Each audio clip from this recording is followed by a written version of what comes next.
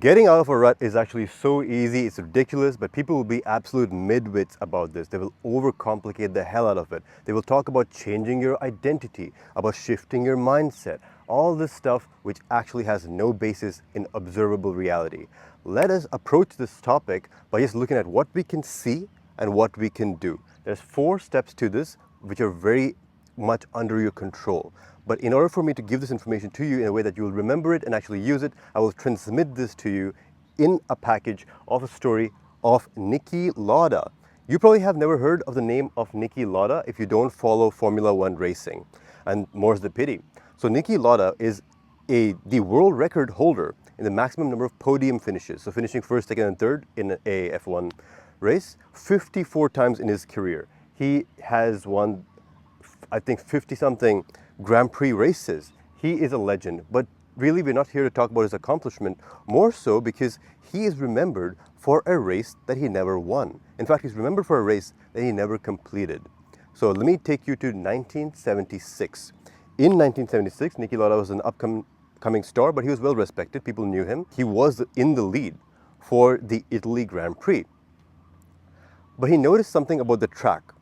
What he noticed was there wasn't enough firefighting equipment. There wasn't enough trained fire marshals. There wasn't enough infrastructure, equipment, etc. to make the track safe. So he brings this up to the organizers. He and a bunch of other racers, they actually stage a coup. They go to the organizers and say, hey, we don't feel safe racing on this track. But as it would happen, another group of racers felt the opposite and they convinced the organizers to go ahead. And of course, it's in the organizers' best interest as well, considering that they had sold out all the tickets and it would be very expensive to end a race before it even starts. So what happens is Niki Lauda is in the lead. He takes a sharp left turn and he loses control of his car. It goes spinning. It hits the barricades and the fuel tank, literally 2 to 3 feet in front of him, explodes. It ignites. And he's stuck in this fireball, literally roasting alive. He's inhaling burning hot gases and fumes from this F1 grade fuel. He does survive. The racer right behind him actually jumps out of his vehicle, comes to Niki Lauda, walking through fire, and extracts him, and he makes it to the hospital. In the hospital, the doctors determine that he's gonna die. So he's a Catholic, so they bring the priest, and the priest performs the last rites. So they are assuming that he's going to die, but he doesn't die. He holds on with whatever he has left. But the doctors realize that there's internal charring, this internal burning on his lungs and his airways. So the way they want to save him is they want to insert this metal rod down his airways, into his lungs, and suction out the dead blood, the burned tissue, and all the stuff that's preventing him from breathing. Now, what the doctors told him was, well, we can do this. It's going to take 16 weeks or whatever. And we can only perform this, not a surgery, but this invasive procedure once per day because it leaves, first of all, it's very painful. And second, it leaves scarring on the inside too. But Niki Lauda says no. Niki Lauda says, I don't know what it's going to take, but you, doctors, you need to do this procedure twice per day. Get me out of here. I need to race. I need to finish my championship. And so this actually happens. The doctors do this procedure twice per day. He recovers in half the time that people expected him to. He gets back on track. He only misses 2 races in that series of races. Think about how ridiculous this is. And then he goes on, continues to compete, and places 4th overall, despite missing 2 races. Reporters who saw this happen reported that he was taking off blood-soaked bandages between races. He had not healed at all. And imagine, have you ever got a burn on your skin? If you have, you know that even the slightest pressure on a burned spot, it's terrible. It's painful. And even a fabric scratching over a burn, it hurts. But imagine putting a tight-fitting helmet on your face, which has been sheer burnt off. That's the level of pain endurance that Niki Lauda went through in order to achieve his goals. Now let's study what happened here, looking at the observable behaviors. What happened? Niki Lauda has a certain baseline behavior set, which is showing up to races and winning. A stimulus happened. the worst possible stimulus. The man literally had his face burnt off to the point at which his bone was visible. That is the worst aversive stimulus you can possibly imagine. And of course, as a result, his behaviors drop. He's literally in a hospital. He can't race from a hospital. But what does he do as a result? He shrinks this recovery period. He shrinks this recovery period to the bare minimum so that he can get right back on track to his existing behavior set.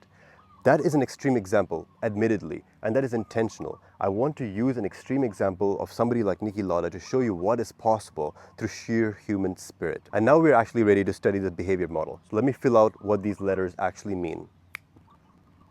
So now let me explain. R is resistance. Resistance is how long can you endure pain or push away temptation. I, intensity, is how far do we fall once our resistance is broken. Persistence, P, is how long does this bad behavior persist for. And then L, learning, is once you come back, where are you? Are you the same baseline? Are you worse? Or theoretically, can you be better? So that is our behavior model. Now I'm going to show you how to take control of each of these variables and maximize how fast you can get out of a rut, and indeed how to stay out of ruts in the future. And of course, we'll start with resistance. And here are the axes for this chart. So our y-axis is behavior quality, and our x-axis is just time. So you can see that resistance is a time metric. It's how long can you resist. And I'm going to illustrate this point as well with another powerful example. There was a priest in the city of Prague. His name was Saint John of Nepomuk. He was not a saint then though. This priest was called up by the king of Prague to his court because the king had a wife, the queen, and he was paranoid. He thought that the queen had cheated on him, and he needed to know the truth of this. And he knew that the queen has confessed something to this priest. So he gets the priest and asks him, hey, I know the queen confessed something to you. I need to know exactly what it was. The priest says, well, I can't tell you because it was done under the seal of confession, and according to the Catholic faith, I cannot spill the beans on her. Even if I want to, it cannot be done. So the king says, well, I give you two options. The first option is I'm going to give you riches. I'm going to give you a palace to live in. I'm going to give you women, and I'm going to send you to a different city so that you can start afresh and live in luxury. And the other option was, hey, John, I have with me a team of torturers who are very experienced, and they can keep you alive as long as I desire it. And they will get this information out of you. St. John says, well, you, king, can do as you please. I will not break the seal of confession. In other words, he would not change his behavior set. So what he endured was beyond anything that we can imagine. Some say that his legs were placed on the fire to such a point at which they charred and the bones came tumbling out. So the level of pain that St. John of Nepomuk resisted is, as far as I can tell, infinite. So looking at this model, what do we see? We see that St. John's resistance was higher than his very lifespan. In other words, he died before his resistance gave in. That is maxed out resistance. In other words, his resistance was so long that he literally died before the stimulus affected his behaviors. Now again, that is of course an extreme example, but I am not aversive to using extreme examples. I think it shows us what we are capable of. But in this light, let's look at what our behaviors really are. For us, we are scrolling on Instagram, we see some titty pics, and we instantly go to a different website which has even worse things for us, and it destroys our behavior set. So even the slightest bit of temptation, and we're done, we're gone. Or we have this habit that we want, which is sleeping on time. But as soon as bedtime arrives, we're on YouTube watching educational videos or shorts or whatever bullshit, and the slightest temptation, again, drops our behavior set. In terms of how much pain can we endure, we want to go to the gym every day, but one day it's kind of cold, or you're feeling lazy, and then the slightest pain and your behavior set falls. So where are we compared to St. John? We are nothing. Our resistance looks more like this, tiny little resistance. Not good. Thing is, this model actually teaches you exactly how to increase resistance. Resistance is nothing more than a time metric. How long can you endure pain, or how long can you endure temptation? It's just a matter of time. It's not a matter of mindset. So let me explain what I mean by that so that it becomes super tactical and useful for you. So let's do a quick example so that you get it. So Panda Express.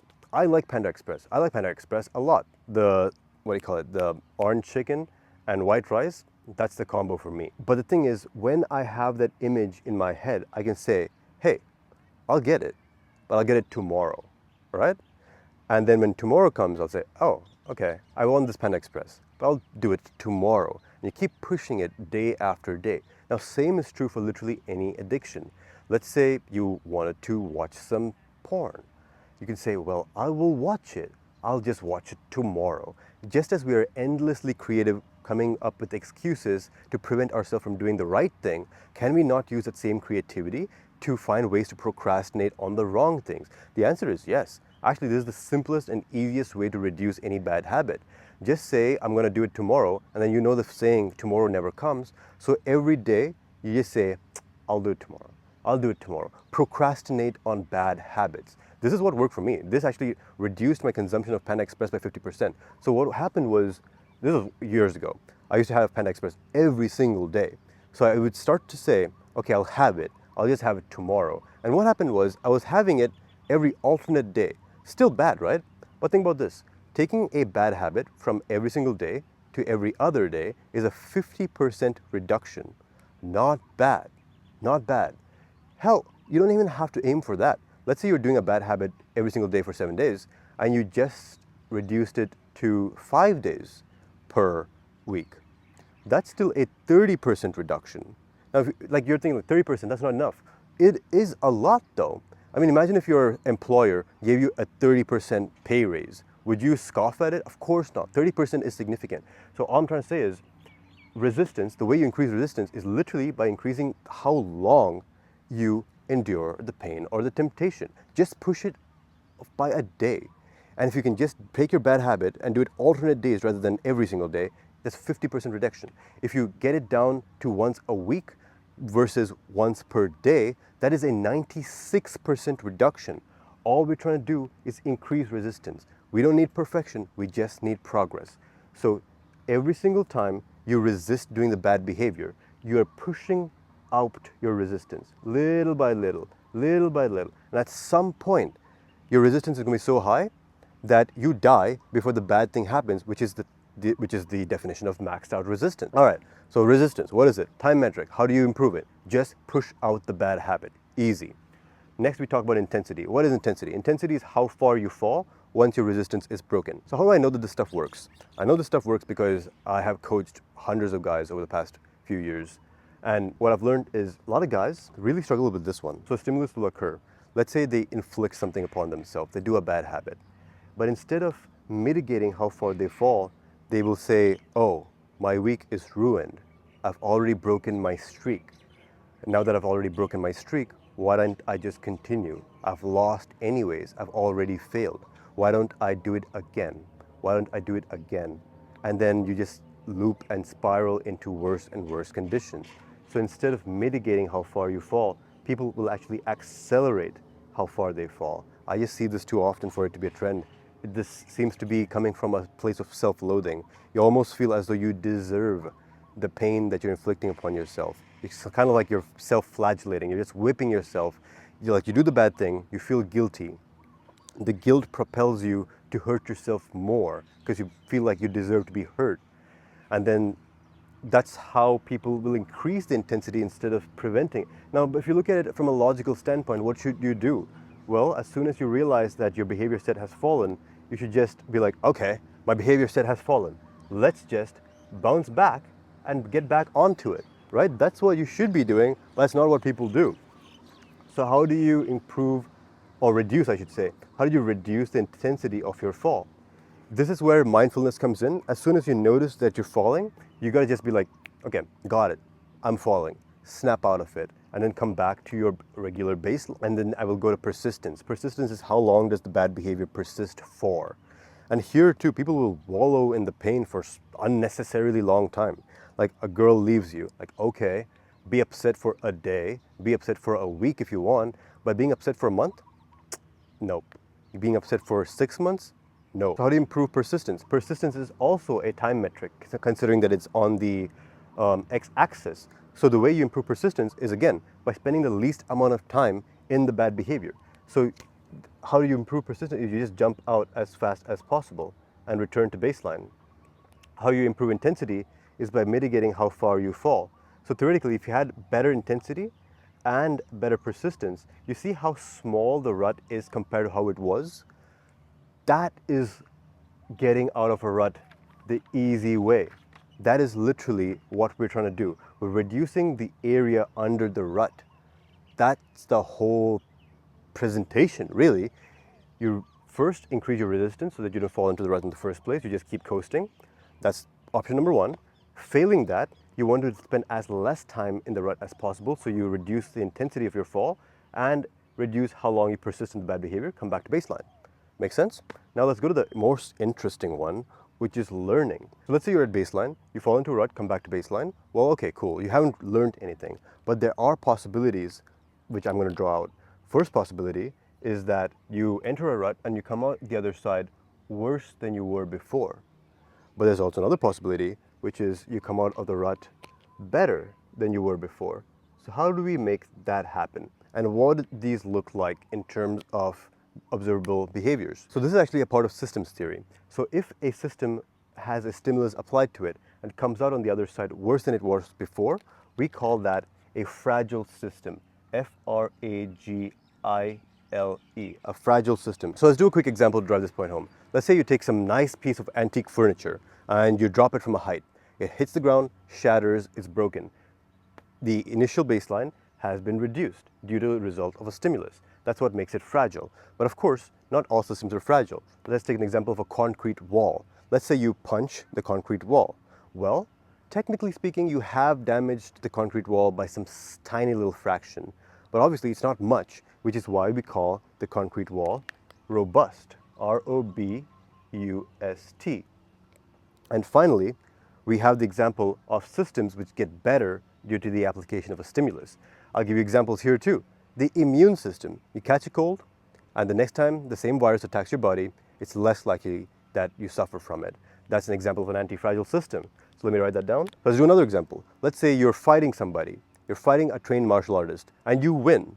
But the next time you fight him, he's stronger and harder to beat. That means he's antifragile. His baseline, he has learned something. He has gotten better than baseline. Now here's the key point which I want to make with this entire model, is all of these are within your control. These are just behaviors. You don't have to shift your identity. You don't have to change your mindset. These are just the behaviors that we can observe that you are doing physically with your hands, eyes, legs, mouth, ears. This is your physical body.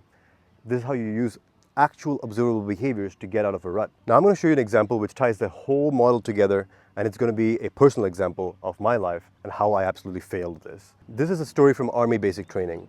I was a really good recruit. I was a good leader, and I'm saying that without even sucking my own dick, right? The platoon literally sought me out for leadership. They told me, hey, tell us what to do, and we'll do it for the good of the platoon. And I was able to lead my platoon. Our fitness scores were the highest among the entire company.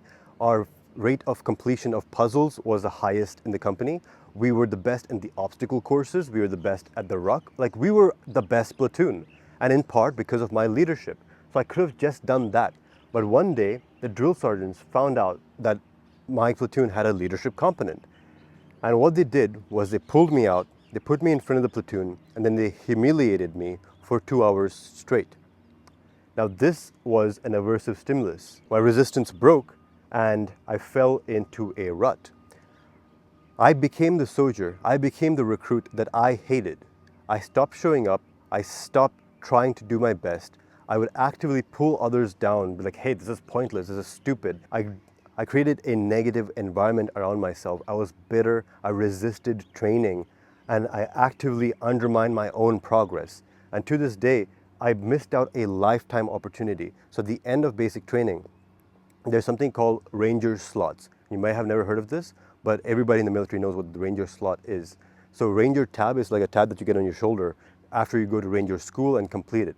Ranger school is one of the most prestigious, the most difficult, but also the best places to learn small unit leadership and small unit tactics. So at the end of the training cycle, the drills, they have a certain number of slots which they can offer to recruits if they meet a certain qualification. I met those qualifications.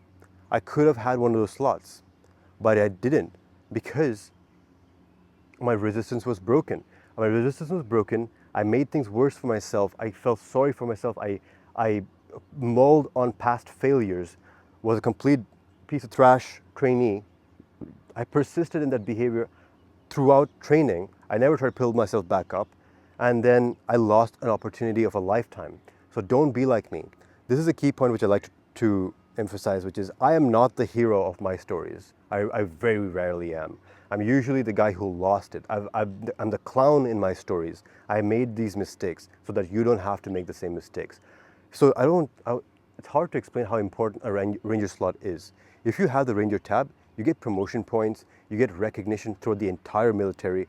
The stories that you could tell of going through Ranger school would have been beneficial for my brand. I lost a genuine lifetime opportunity because I didn't have the resistance to, like, think about this, how pathetic. Like, a drill sergeant was mean to me. Like, who cares? That's their job.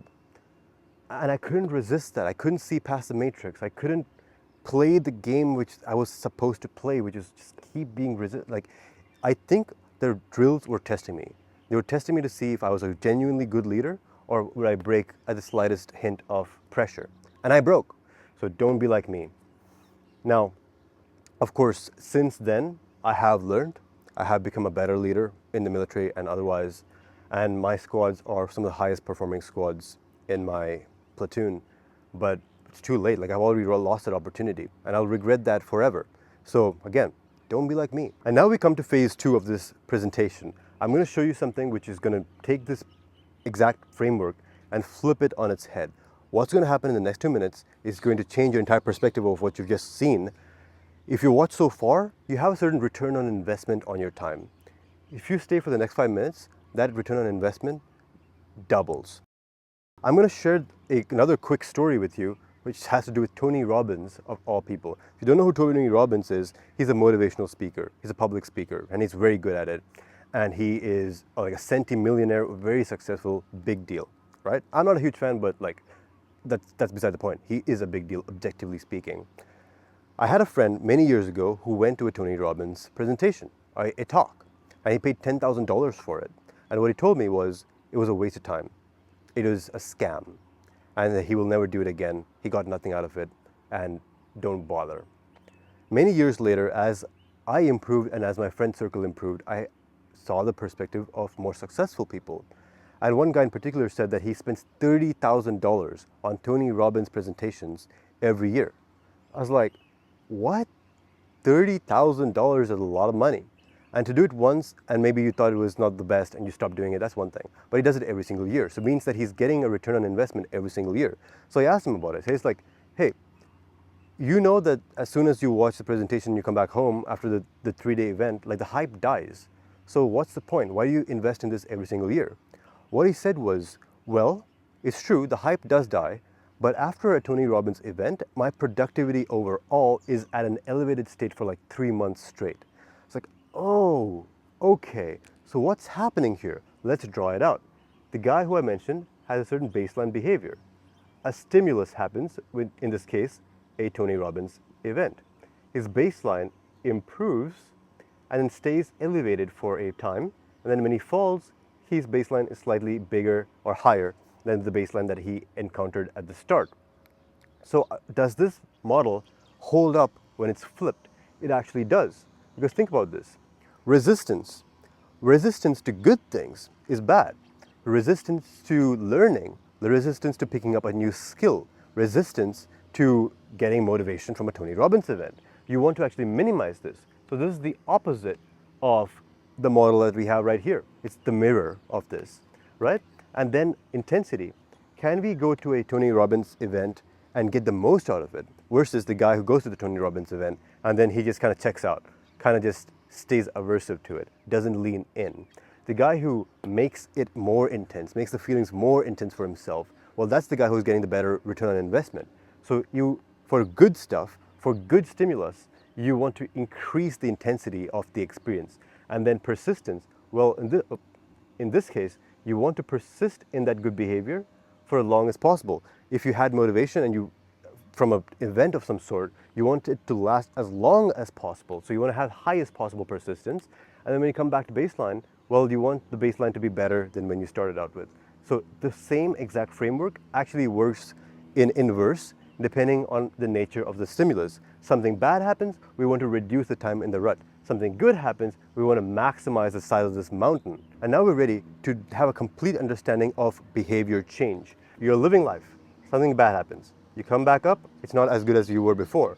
You're living life, something bad happens, you come back to a baseline which is lower. Living life, something bad happens, and you keep going down and down. That's what you call a downward spiral. At the same time, another version of you who's living life, something bad happens, but he comes out slightly better. Something bad happens, he comes out slightly better. Something bad happens, he comes out slightly better. And that's called an upwards spiral. And of course, not every single stimulus is going to be bad. So in real life, you're going to have more noise in the data, right? The question is the overall trend upwards or is the overall trend downwards? And that is a global picture of ruts and hills across a lifespan. So the thing is, how do you escape from a rut? You just zoom in, let's say that's a rut, R-U-T, it would look something like this. And then all you got to do is increase your resistance to future ruts. You want to reduce your intensity of the rut that you're currently in, reduce how long you stay in the rut, and then when you come out of the rut, can you be better than you were before? If you can do that, then well, there you go. That's how to get out of a rut the easy way. It's only when I understood this that I realized that this model is actually the building block of behavior change. It's the building block of behavior science. Just as if you want to be a biologist, you got to learn the structure of a cell first, or if you want to be a physicist, you have to learn, force equals mass times acceleration. If you want to be a mathematician, well, you got to learn addition, subtraction, multiplication, and division. In that same way, if you want to understand behavior, you have to understand this exact framework. The thing is, there are people who use this exact framework against you. Companies like Meta, right? Instagram, Snapchat, your Facebooks, YouTube as well. All these companies hire software engineers to engineer their software, but they also hire behavioral engineers to engineer the Skinner box. Now you're like, I've never heard that term before. What is a Skinner box? Let me write it out. Skinnerbox.